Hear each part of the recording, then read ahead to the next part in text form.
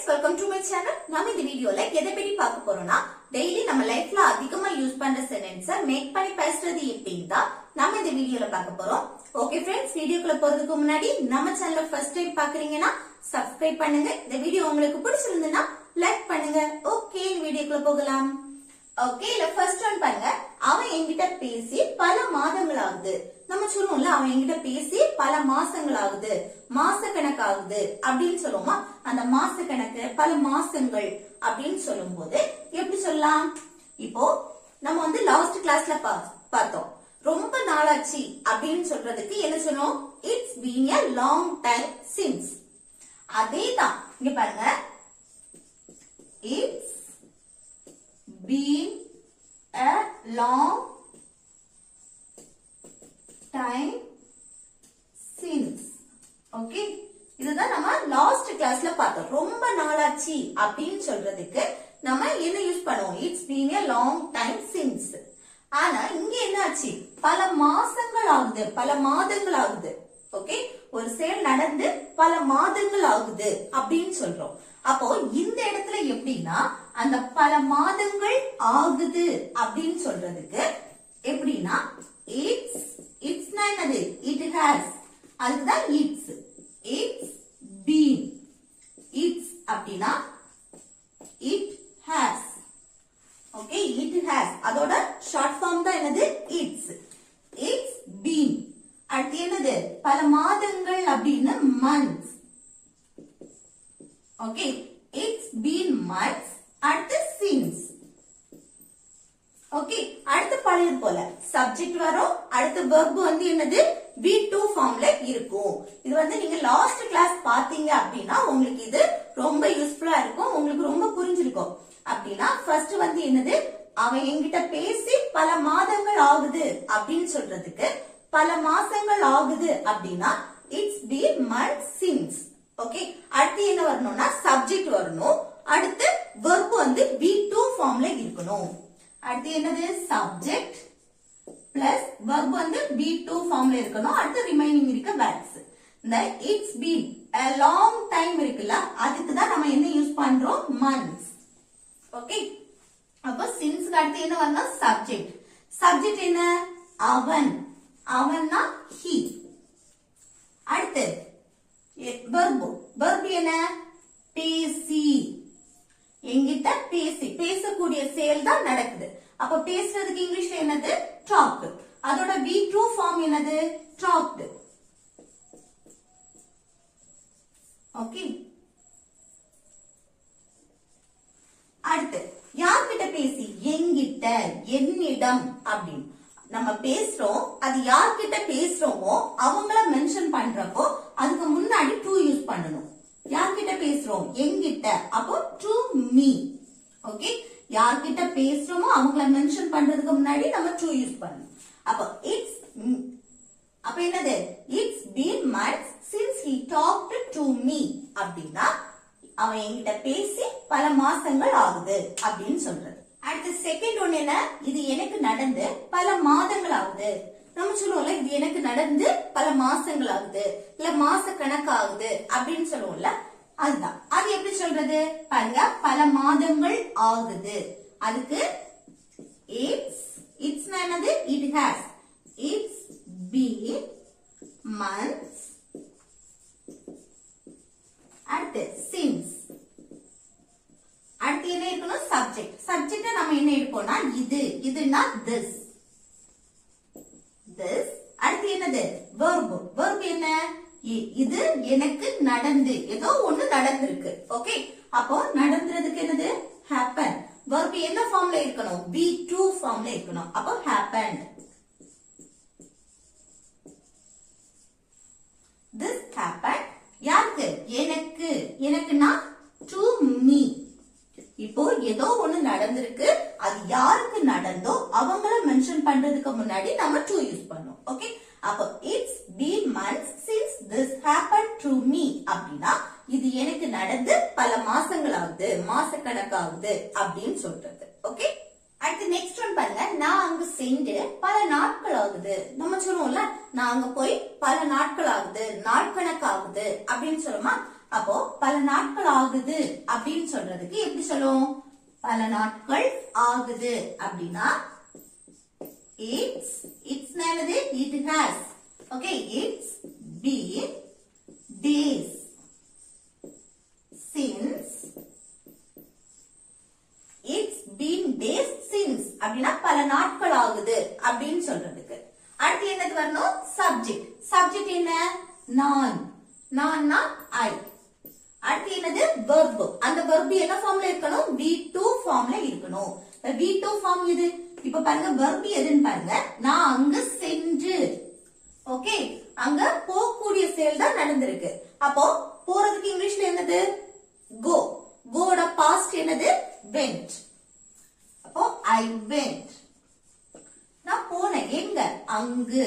அங்குன்னா there.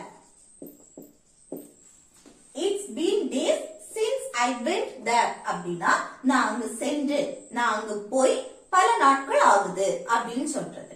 Next பாருங்க, நான் அங்கு சென்று வருஷங்கள் ஆகுது. நம்ம சொல்லுவோம்ல, நான் அங்க போய் வருஷங்கள் ஆகுது, இல்ல வருஷ கணக்கு ஆகுது அப்படின்னு சொல்லுவோமா? அந்த வருஷங்கள் வருஷ கணக்கு ஆகுது அப்படின்னு சொல்றதுக்கு என்ன சொல்லுவோம்? It's been years since. Okay, வருஷங்கள் ஆகுது அப்படின்னு சொல்றதுக்கு it's been years since. அடுத்து என்ன வரணும்? சப்ஜெக்ட். சப்ஜெக்ட் என்ன? நான். நான்னா I. அடுத்து verb. இல்ல verb எது? சென்று. போகக்கூடிய செயல் தான் நடந்திருக்கு. போறதுக்கு இங்கிலீஷ்ல go, அதோட past went. எங்க போறது? அங்கு. அங்குன்னா there. அப்போ நான் அங்கு சென்று வருஷங்கள் ஆகுது, வருஷ கணக்கு ஆகுது அப்படின்னு சொல்றதுக்கு it's been years since I went there. Okay, next one பாருங்க, நான் அவளை சந்தித்து 2 வருடங்கள் ஆகுது. நம்ம சொல்லுவோம்ல, நான் அவளை சந்திச்சு அவளை மீட் பண்ணி 2 வருஷம் ஆகுது அப்படின்னு. 2 வருடங்கள். ஓகே, 2 வருடங்கள் ஆகுது அப்படின்னு சொல்லணும்னா எப்படி சொல்றது? It's been 2 years since. Okay, 2 வருடங்கள் ஆகுது, 2 வருஷங்கள் ஆகுது அப்படின்னு சொல்றதுக்கு it's been 2 years since. அடுத்துதான் என்னது வரணும்? சப்ஜெக்ட். சப்ஜெக்ட் என்ன? நான். நான்னா I.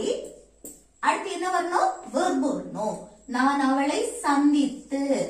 சந்தித்துனா நம்ம அவளை பார்த்து பேசி மீட் பண்றது. அப்போ அப்படின்னா அந்த சந்திக்கிறதுக்கு என்ன வரணும்? மீட். அதோட என்னது இருக்கணும்? V2 ஃபார்ம்ல இருக்கணும். ஓகே, verb என்ன ஃபார்ம்ல இருக்கணும்? V2. சந்திக்கிறதுக்கு மீட், அதோட V2 ஃபார்ம் என்னது? met. அடுத்து யார சந்திக்கிறோம்? அவளை. அவளைனா her. ஓகே, அப்போ it's been 2 years since I met her அப்படின்னா நான் அவளை சந்திச்சு 2 வருடங்கள் ஆகுது. நான் அவளை பார்த்துனா பார்க்கிறது மட்டும். அப்ப நான் அவளை பார்த்து அப்படின்னா இங்க சாவர். சந்திக்கிறதுனா நம்ம அவங்கள பார்த்து பேசி மீட் பண்ணி சந்திக்கிறது. ஓகே, அடுத்து நெக்ஸ்ட் ஒன் பாருங்க. சாரி, இல்ல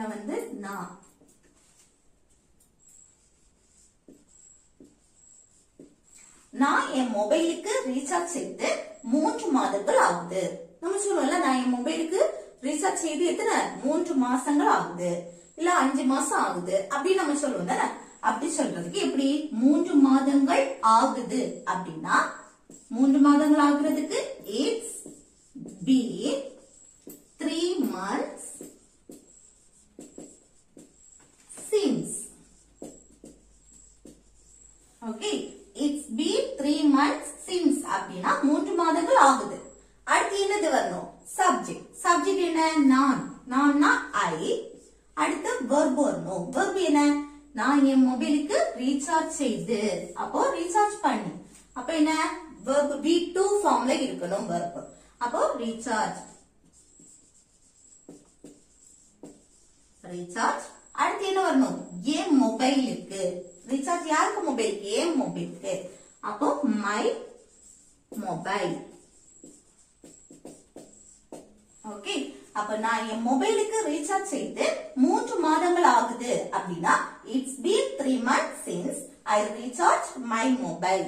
ஓகே, நெக்ஸ்ட் ஒன் பாருங்க. நான் வீட்டுக்கு போய் பல மாசங்கள் ஆகுது. நம்ம சொல்லுவோம்ல, நான் வீட்டுக்கு போய் பல மாசங்கள் ஆகுது, மாச கணக்காகுது அப்படின்னு சொல்லுவோம். அந்த மாச கணக்காகுது, பல மாசங்கள் ஆகுது எல்லாமே ஒண்ணுதான். ஓகே, அப்போ பல மாதங்கள் ஆகுது அப்படின்னு சொல்றதுக்கு என்ன சொல்லுவோம்? இட்ஸ் பீன் என்னது months at since. ஓகே, பல மாதங்கள் ஆகுது. It's been months since. அடுத்து என்ன வரணும்? சப்ஜெக்ட். சப்ஜெக்ட் என்ன? நான். நான்னா ஐ. அடுத்து என்ன வரணும்? வெர்ப். வெர்ப் என்ன ஃபார்ம்ல இருக்கணும்? V2 form. அப்ப நான் வீட்டிற்கு போய், வீட்டிற்கு சென்று. அப்ப போறதுக்கு இங்கிலீஷ்ல கோ. கோட பாஸ்ட் ஃபார்ம் என்னது? went. அடுத்து எங்க? வீட்டிற்கு. அந்த இருக்கு அப்படின்னு வருதுல, வீட்டிற்கு. அதுக்கு நம்ம டு யூஸ் பண்ண கூடாது. ஹோம் மென்ஷன் பண்றப்போ அதுக்கு முன்னாடி டு வராது. ஓகே, இது என்னுடைய வீட்டிற்கு அப்படின்னு சொல்லும் போது எப்படி சொல்லுவோம்?